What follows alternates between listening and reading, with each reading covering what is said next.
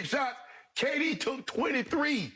But the reason why he had so much energy stack is that they didn't make him work on the defensive end. He was standing in the corner guarding P.J. Tucker. You know when you got a guy and he got to carry that kind of offensive workload, I'm going to make his butt work on the defensive end. I'm going to put him in picks. I'm going to make him feel the presence. They let him conserve too much energy. And my last point, Giannis, I don't know what you got going on in your mind, bro, but you can't let this happen. You can't let KD go wild like this and have no iron in the fire. The mistake that they made, Stacks, is that they let him get going. They didn't blitz him, and they let him get a rhythm, and you played this game. You know any great offensive player, get a rhythm, I don't care what defensive player you throw at him after that, you can't touch him. I played against KD in the Western Conference Finals, and you can't do nothing but just make it difficult for him. P.J. Tucker is doing his best he can, but you cannot stop KD, especially if he gets to rolling like that. And one thing that Milwaukee did not do, they did not take advantage of none of those mismatches. When KD was guarding Lopez, they should have posted him up. Whoever James was guarding, they should have went at James. Thank you. Budenholzer, you coached under Popovich. You need to call Pop and get some toolage, because Pop and Don Nelson, two coaches I played for, they were the best at taking stuff away and exploiting mismatches.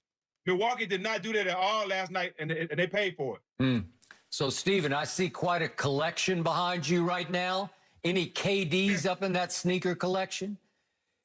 Yeah, I got KDs right here, Skip. Do you? Real close. Good for you. Real close. Boom. Real close. Boom, done. Right here. Oh, you trying to show me up in the sneaker closet. I see what you're trying to do. It. So, Steven, speaking of that 2012 conference finals, I remember it painfully all too well. Your Spurs, my Spurs, went up 2-0, and then you got obliterated by KD and company. And obviously, it's Russ and it's James Harden coming off the bench. But I assume there were some moments when you tried to guard KD. Am I right? I don't remember a specific moment. But what was that like? It was tough, Skip. I mean, I got to steal maybe once or twice, but a 7-foot guy that could put the ball on the floor, that shoots with his accuracy, it's really nothing you can do. It's really nothing you can do. You can try to be physical with him, but the way he handles the ball and just his shot is so pure. The best thing you do is to try to start a fight and get him out of his game. Just hang it up. Just hang it up. Did you try? I didn't really try to start a fight with him, because the respect was there. We was out there competing, and KD is not disrespectful on the court. He goes by his business. He kind of like Tim Duncan. If you get in his face, he's not going to back down. But at the same time, he stays focused. And you see last night in a big game like that, you got to maintain your composure. You got to stay focused. They was down huge in the first half. He never got off his game. He stayed focused. He kept grinding, and that's a testament to him. So, Steven, in your basketball life, have you ever seen anything quite like Kevin Durant at about 7 feet tall? No,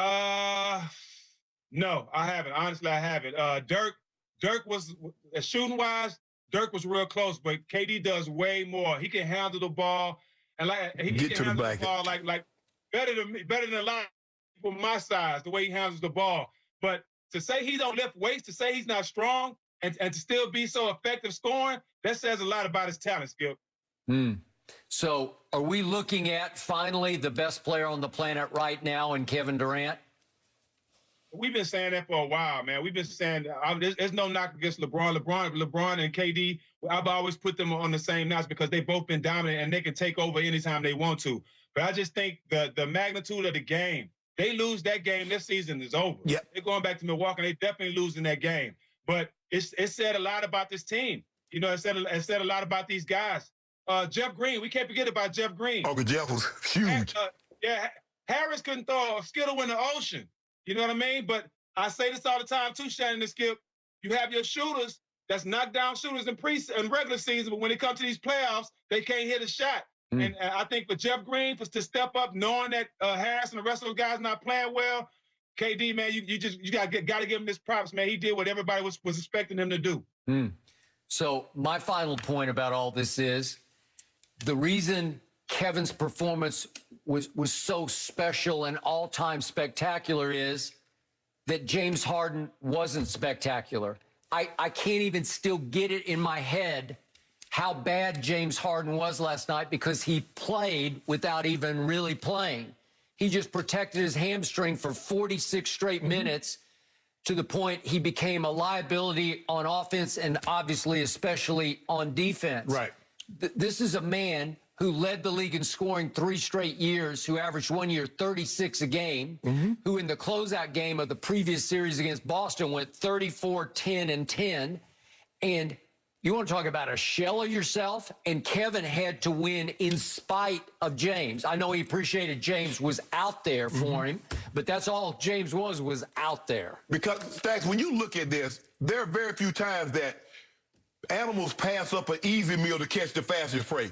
James was vulnerable. Take advantage of him. Joe Harris is a liability. Take advantage of him. You try, oh, we're going to feed Giannis. We're going to feed Giannis is trying to shoot jumpers and threes.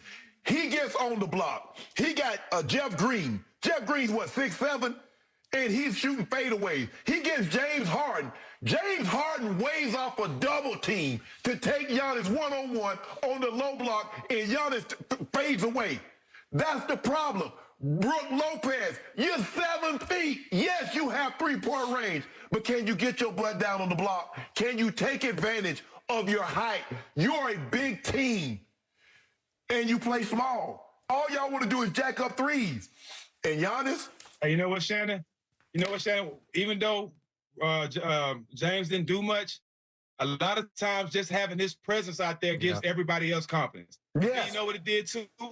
It took KD off the ball a lot. Well, say he was able to get down the court and get the ball and have to bring it up and save a little bit of energy. But you got to do. I know y'all remember this.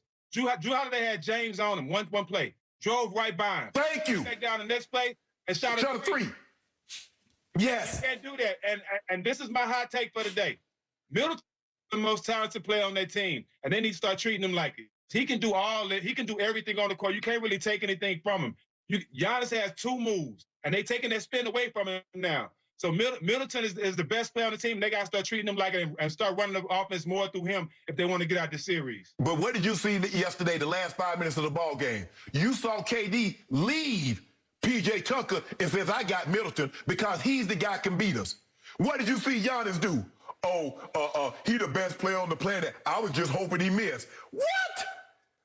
You can't say that. Thank you. Say that in the middle of a series. You should have fired on him. Never hit Kobe, Tim Duncan, or nobody say somebody on the other side is the best player in the world when they won a game from kicking y'all out the playoffs. You can't say that was bad timing. I understand you're trying to be a good sport, but it don't work like that where I'm from, okay? No. I'm not giving you no props until you beat me, bro. Exactly. Trust me, Katie hearing that, and they going to Milwaukee with blood on their hands. All right, Steven, great stuff. Love the energy. Love your backdrop. I have to say, very, very impressed by what you're working with. We will check in with you. You in Foot Locker. Stop lying. You in Foot Locker. He's got a gym. He's got everything you need right there. Steven, we'll catch up with you very soon. Coming up, guys, and Shannon, listen to this. Was LeBron actually jealous of the attention KD got last night? Here we go. A little jealousy. We'll react to his tweets next.